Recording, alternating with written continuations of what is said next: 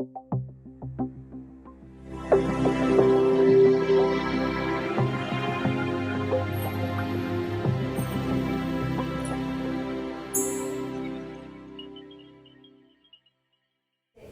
buenas tardes, gracias por venir una vez más a este curso que se llama La Doctrina de la Palabra de Dios.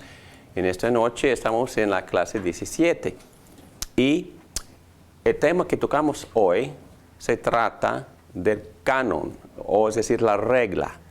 La regla hoy es que se dirige esta clase a la pregunta: ¿cuáles libros deben de ser incluidos en la Biblia? ¿Cuáles libros llevan la autoridad de Dios? ¿Cuáles libros son inspirados por Dios y forman la Biblia, la cual es la autoridad para la iglesia y para el pueblo de Dios? Entonces tocamos este tema y principalmente llevamos a cabo este tema porque muchos piensan que la iglesia debatía este tema por siglos y por sus propios caprichos y prejuicios eligieron ciertos libros y votaron otros. Estoy aquí para decir que eso nunca pasó. Y voy a explicarles cómo Dios mismo iba formando la Biblia y la iglesia iba recibiendo y reconociendo y recibiendo solo lo que Dios estaba otorgándole a la iglesia. Muy bien, vamos a orar. Padre nuestro, hermano, muchas gracias por darnos otra oportunidad de madurar en la fe y de crecer en nuestro aprecio para tu palabra. Te pedimos que nos guíes en este estudio para que nos dieras luz y también para que podamos salir mejor capacitados y preparados para hablar con inteligencia de la base de nuestra fe, la cual es la autoridad de tu palabra. En el nombre de Cristo te lo pido esto. Amén. Muy bien, empezamos con la página 117 de las notas y voy a leer un poquito porque estos comentarios para mí son importantes y nos permiten empezar con aclararnos ciertas cosas. Muy bien, definiciones. Canon: la lista de los escritos reconocidos por la Iglesia como documentos de la revelación divina. En ese sentido, la palabra parece haber sido utilizada por primera vez por Atanasio, el obispo de Alejandría, en una carta que fue circulada en el año 367, el año de nuestro Señor Jesucristo, después de Cristo. Muy bien, en griego la palabra significa regla o norma. Antes de que la palabra canon llegó a ser utilizada en el sentido de lista, se utilizó en otro sentido por la iglesia en la frase la regla de la fe o la regla de la verdad. Una vez que los límites de la Santa Escritura llegaron a ser acordados en forma general, la Santa Escritura en sí llegó a ser considerada como la regla de la fe. Y Tomás de Aquino dice que solamente la escritura canónica es la regla de la fe.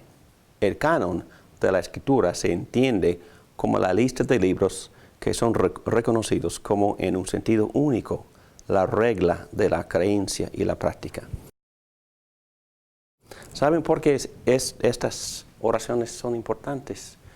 Porque siempre existe el debate o la lucha. ¿Cuál es la palabra autoritativa? ¿Quién tiene la última palabra? ¿Quién lleva la palabra de Dios? ¿A dónde voy para escuchar la voz de Dios? Y diferentes ramas de la iglesia contestan de forma diferente a esa pregunta. Ustedes saben, ¿verdad? ¿Qué dice la iglesia de Roma? ¿Cuál es la última voz? La iglesia en sí, o la tradición de la iglesia. Y vamos a estar hablando en esta clase de la gran diferencia entre el concepto nuestro, que nosotros pensamos que es bíblico, del canon, y el concepto de Roma. Roma cree que la iglesia en sí creó la Biblia. Y nosotros pensamos al revés. que la palabra Creó la iglesia. La simiente de la palabra es que lo que produjo la iglesia y no al revés. Y otra cosa que es importante aquí es que nosotros siempre hemos enfatizado a través de la historia, cuando digo nosotros, perdónenme los que no estén de acuerdo conmigo, pero cuando digo nosotros estoy hablando de las personas que dicen que solo la Biblia es nuestra autoridad. Y nosotros siempre hemos entendido que la Biblia misma cierra el canon. Y por ejemplo, la semana anterior tocamos y leímos muchos textos a través de toda la Biblia en los cuales cuando Dios termina una sección de la revelación que Él dio a su pueblo, por ejemplo, cuando terminó el Pentateuco, Moisés dijo que nadie añada nada a estos libros. ¿Okay? Igual, más adelante, en los libros poéticos, cuando en Proverbios, por ejemplo, cuando terminaron esos libros poéticos, hay un texto que dice exactamente lo mismo, que no añadan palabras a estos libros, o a este libro, o a esta sección de la Biblia. Y nosotros sabemos estamos muy familiarizados, ¿verdad?, con el último párrafo de la Biblia, el cual dice: a todo el que escuche las palabras del mensaje profético de este libro. ¿Cuál libro? Apocalipsis, el último libro de la Biblia. Y si alguno le añade algo, Dios le añadirá a él las plagas descritas en este libro. Y si alguno quita palabras de este libro de profecía, Dios le quitará su parte del árbol de la vida y de la ciudad santa descritos en este libro. Entonces nosotros entendemos que Dios, con propósito, intencionalmente cerró esta clase de revelación. Y tenemos que esperar hasta que Cristo venga, ¿verdad?, para que Dios nos dé más revelación de sí mismo. Y por supuesto que sí aprendemos mucho de Él, pero estoy hablando de aprender recibiendo una palabra autoritativa. Y por el momento tenemos todo, y tocamos este tema, la clase anterior, tenemos todo lo que Dios ha determinado que necesitamos para hoy. Entonces, la tarea ahora no es buscar más revelaciones ni más libros para agregarle a la Biblia y para considerar como palabra de Dios inspirados. No, la idea es estar llenos o ser llenos por el Espíritu Santo, Espíritu de la verdad, Espíritu de luz e iluminación, para poder leer con entendimiento esta revelación que Dios nos ha dado en forma escrita. Y nosotros creemos que la Biblia misma cierra la Biblia. La Biblia misma cierra el canon. Y de ahí seguimos. Los escépticos, al contrario, página 118, dicen que no hay necesidad de un canon. Hay que dejar de censurar. Hay que permitir una voz que continúa. Entonces, ya hemos hablado mucho de los famosos o infamosos, o los libros gnósticos que han sido promovidos por esa profesora de Princeton, y ella dice que cierta tradición de la historia de la iglesia, practicando su propio prejuicio, excluyó estos libros fantásticos que nosotros debemos de incluir en nuestra biblioteca de enseñanza que Dios nos ha dado.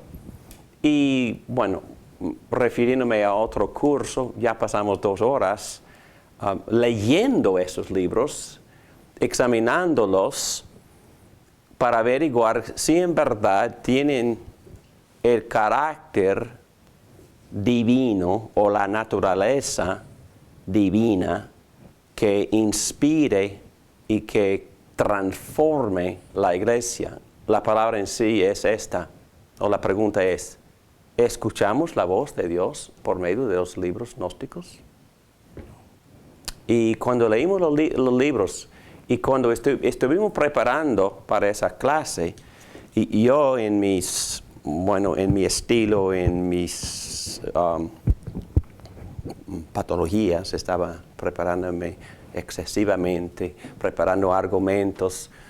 Y la señora que me estaba ayudando para preparar la clase dijo, pastor, no tienes que preocuparte para nada. Es que nada más vamos a leer los libros en la clase y los alumnos se van a reír.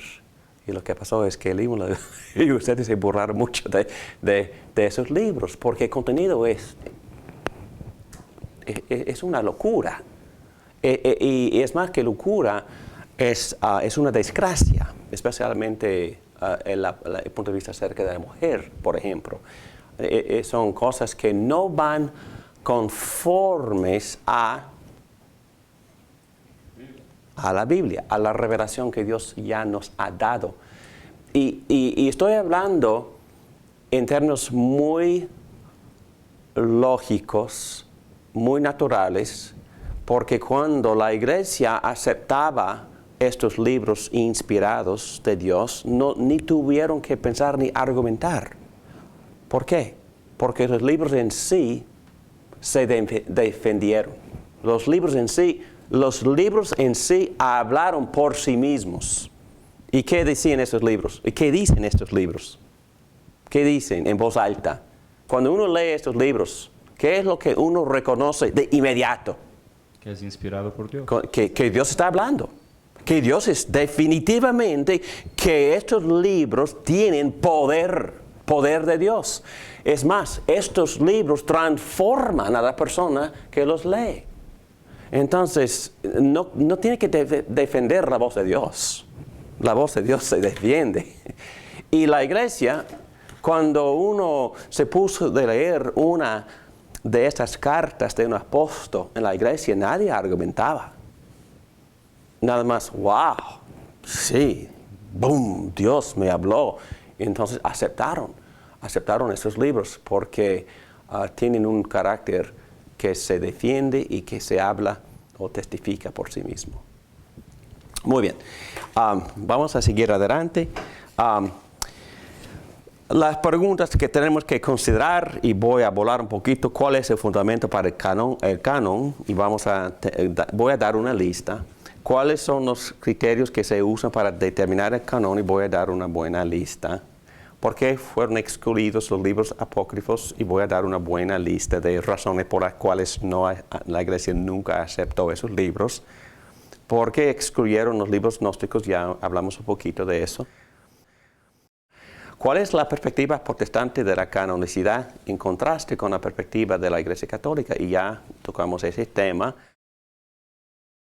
La Iglesia, dice Roma, es el fundamento y la base para el canon.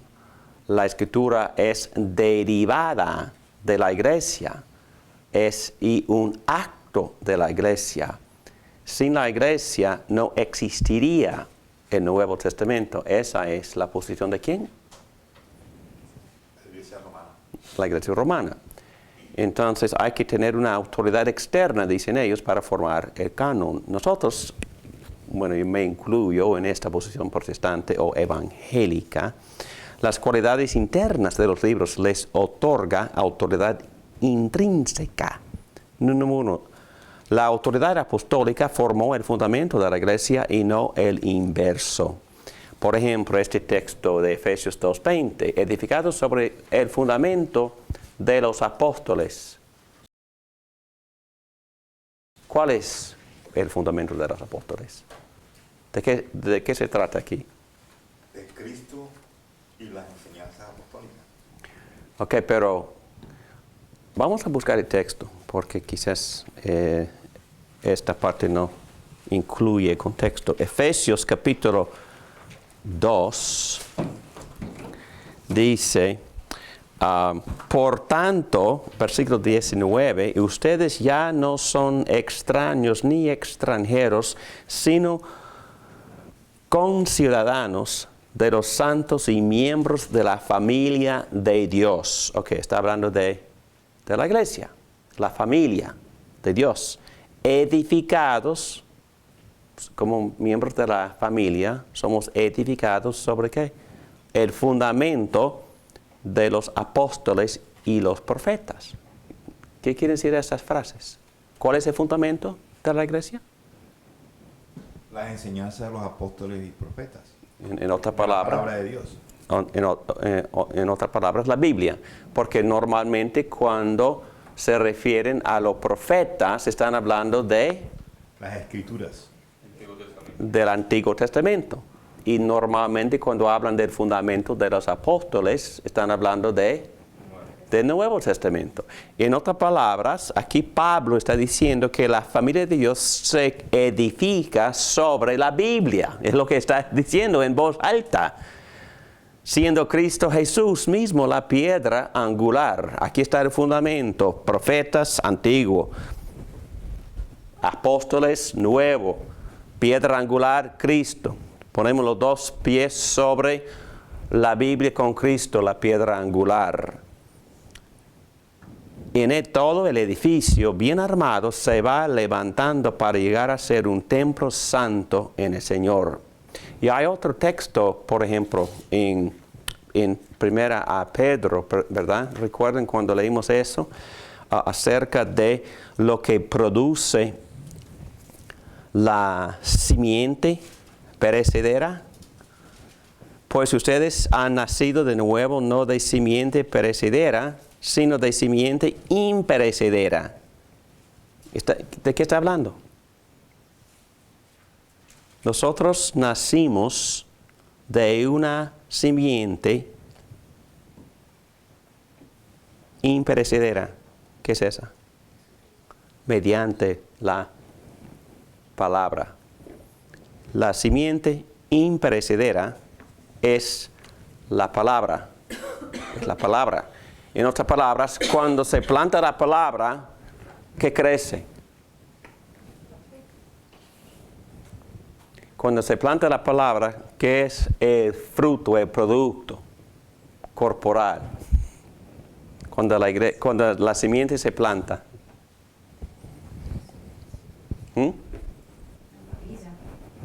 ¿En quiénes? Sí, la iglesia. La simiente es lo que se planta para que crezca la iglesia. Entonces, para que la iglesia crezca, hay que plantar la palabra imperecedera. Porque esta palabra es una palabra que vive y permanece.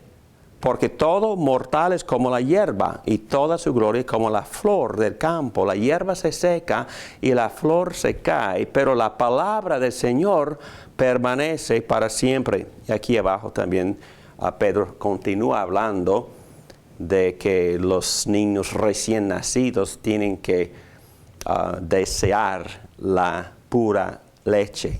La leche pura, ¿de qué? De la palabra. En otras palabras, la simiente de la palabra le da vida donde no hay vida. La simiente de la palabra produce personas que creen, personas plurales, personas que creen. En otras palabras, produce la iglesia, pero hay que seguir echando simiente para que la iglesia crezca. Y esa simiente se llama leche pura. Y como niños recién nacidos, necesitamos esta simiente para poder seguir creciendo.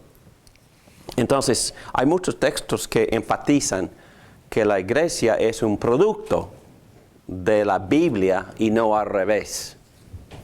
La palabra produce la iglesia, produce vida, produce creyentes plurales que forman la iglesia, la familia de Dios. Muy bien. También hay muchos textos que dicen que el canon, esto en página 119 del Antiguo Testamento, fue suficiente para formar la iglesia. En otras palabras, cuando los apóstoles empezaron a predicar el Evangelio, ¿cuáles eran sus textos bíblicos? Antiguo Testamento.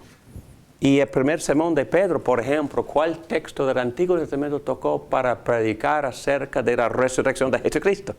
Salmo 16. 16, el salmo que prediqué el domingo pasado.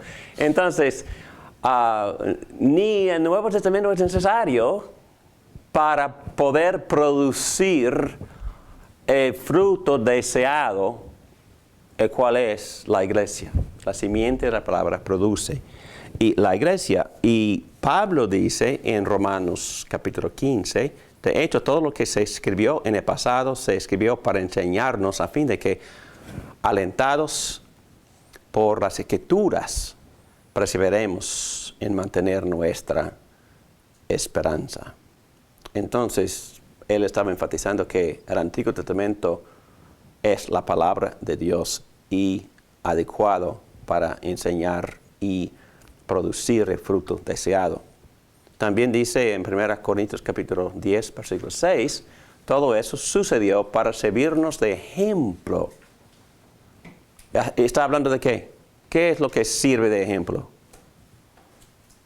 Todo lo del Antiguo Testamento. Todo del Antiguo Testamento sirve como ejemplo a fin de que no nos apasionemos por lo malo como lo hicieron ellos. Segundo Timoteo, el texto que hemos tocado en varias ocasiones, toda la escritura en versículo 16 es inspirada por Dios y ahora útil, está hablando de cuáles escrituras. Ahora útil, Antiguo Testamento para enseñar, reprender, corregir e instruir en la justicia. Muy bien, aquí doy algunos argumentos con respecto al Antiguo Testamento y porque nunca hubo una duda ni una discusión acerca de cuáles libros deben de ser incluidos en el Antiguo Testamento o no. En el punto 5 aquí abajo en página 119, el concilio de Jamnia, ¿han escuchado de ese concilio? Es que fue un concilio que se reunió en el año 90 del primer siglo entre los puros judíos. Algunas de las discusiones que se llevaron a cabo en Jamnia fueron mantenidas mediante la transmisión oral y por fin fueron registradas en los escritos rabínicos. Entre sus debates consideraron si se les debía conceder reconocimiento canónico los libros de Proverbios, Eclesiastés, Cantar de los Cantares y Esther. Se habían presentado objeciones contra estos libros por varias razones para ahí. Entonces, no están debatiendo si deben de incluirlos, ya están incluidos. Sí debatieron si deben de excluirlos, pero no los excluyeron. Y Esther, por ejemplo, ¿por qué hubo debate acerca de Esther? El nombre de Dios. Porque el nombre de Dios no aparece. Pero al final concluyeron que sí. Número 3, desde los primeros días de la iglesia aceptó los escritos de Pablo. Y Pablo mismo dice así que no dejamos de dar gracias a Dios porque al oír ustedes la palabra de Dios que les predicamos, la aceptaron no como palabra humana, sino como lo que realmente es palabra de Dios. ¡Wow! Aceptación muy poderosa. ¿Qué está diciendo Pablo? De sus propias palabras escritas. ¿Qué está diciendo? O sus propias palabras que él predicó en esa ciudad. Son de Dios, son palabras de Dios, no son mías. Y ustedes aceptaron estas palabras como palabras de Dios y no como palabras humanas. Ok, número 4. No fue hasta el Concilio de Trento en el año 1546 que la iglesia emitió una declaración formal acerca del canon. Entonces, muchos años después. Y no fue necesario. ¿Por qué? Porque la iglesia, en su historial, recibía, aceptaba, reconocía. No crearon, es otra cosa. Recibir no es crear. Ellos solo reconocieron lo que Dios estaba otorgando. Y muy bien. Hasta Trento la iglesia había tenido un canon funcional, no declarado oficialmente, pero funcionaba y la iglesia vivía muy bien. Muy bien. Muy bien, vamos a tocar los puntos fundamentales. Ya estoy en la página número 121. Puntos fundamentales. Lo que voy a hacer ahora es establecer un razonamiento por el cual fueron incluidos estos 27 libros que forman el Nuevo Testamento desde el principio. Y yo no estoy exagerando. Por lo que han dicho en las documentales, por la televisión o por las publicaciones de ciertas ramas de la iglesia y también de las profesoras en las universidades tales como Princeton y Yale, la impresión es que la iglesia vivía con mucha oscuridad y duda acerca de este tema, el canon, cuáles son los libros de Dios y cuáles deben de ser votados y cuáles debemos de aceptar, etcétera, etcétera. Pero otra vez, ese debate no sucedió. Lo que sucedió, y voy a darles las evidencias ahora, es que antes del final del primer siglo, los padres, no digo los apóstoles todos están casi muertos, quizás solo uno vive. ¿Quién es? Juan. Y los demás ya se murieron. Digo, los padres de la iglesia, tal como Clemente. En sus cartas, ellos también escribieron cartas. Cada ciudad tiene su obispo. Está bien, es muy bíblico, es una palabra bíblica, obispo. Una persona responsable para animar, guiar, mentorear a los demás pastores de una ciudad. Y ellos también escribían cartas a sus iglesias, pero también a otras iglesias. Y en sus cartas, ellos distinguieron muy cuidadosamente entre sus opiniones y comentarios y las palabras de autoridad de los apóstoles. Y tenemos evidencias, porque tenemos esas cartas que esos padres escribieron. En esas cartas, ellos citan antes del final del primer siglo, 20 de los 27 libros del Nuevo Testamento. Entonces, ya habían aceptado como libros, dicho, canánicos, entre comillas, pero libros autoritativos, libros que contienen la palabra de Dios, libros que fueron reconocidos como los libros de autoridad, los libros apostólicos, los libros que nutrieron la iglesia.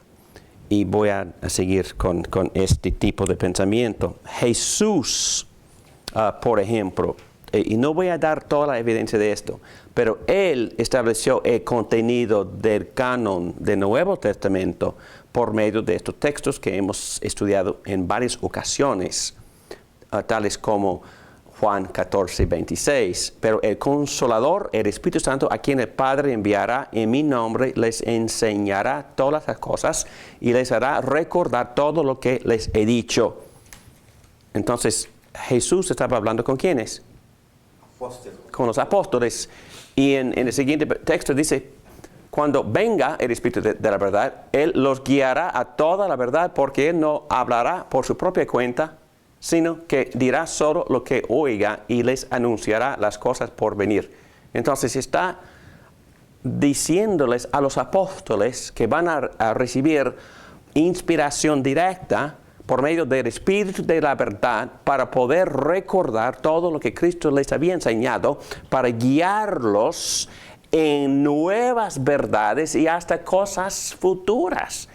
Y está dándoles, según casi todos los eruditos, la autoridad de escribir de recordar y de escribir con autoridad el resto de la revelación de Jesucristo. Y Cristo mismo también usa este tipo de frase, diciendo que Él va a tomar de mí para compartir lo de mí con ustedes. Los libros del Nuevo Testamento fueron recibidos por la iglesia de la edad apostólica, precisamente cuando habían sido certificados como inspirados por un apóstol. Ok, este es un principio que tenemos que discutir y vamos a discutirlo, pero para la iglesia una de las cosas principales o una de las preguntas que siempre se hizo fue: ¿este libro fue escrito por un apóstol o no fue escrito por un apóstol? Y hoy obviamente son libros del Nuevo Testamento que no fueron escritos por un apóstol. ¿Cuáles? Lucas, y por eso Hechos. Marcos, Judas, no se sabe de Hebreos. Es posible que sí, pero quién sabe. Pero la razón por la cual nunca hubo duda ninguna acerca de Hebreos fue por su propia voz, por su propio carácter, por su propia autoridad, por su propio poder, porque correspondía a las enseñanzas con el resto de la revelación. Y cuando un creyente ya informado por el resto del Nuevo Testamento leyera Hebreos, su corazón empezaría a cantar, porque correspondía de manera bella y tenía ese carácter transformador, porque es la palabra de Dios. Y ese factor principal.